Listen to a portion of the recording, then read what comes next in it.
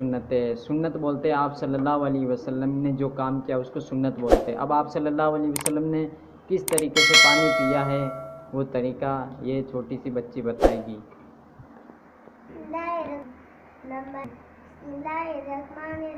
पानी पीने की 6 सुन्नतें। नंबर 1 बिस्मिल्लाह पढ़ के पीना। नंबर 2 सीधे हाथ से पीना।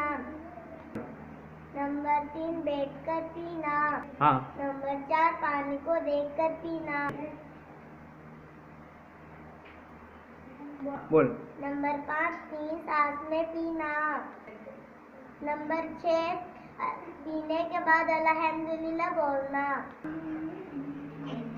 नंबर 1 बिस्मिल्लाह पढ़ के पीना। नंबर 2 सीधे हाथ से पीना। नंबर 3 बैठकर पीना। नंबर 4 पानी को देखकर पीना। नंबर 5 3 सांस में पीना। नंबर 4 पानी को देखकर पीना। नंबर 5 3 सांस में पीना। नंबर 6 पीने के बाद अल्हम्दुलिल्लाह पढ़ना।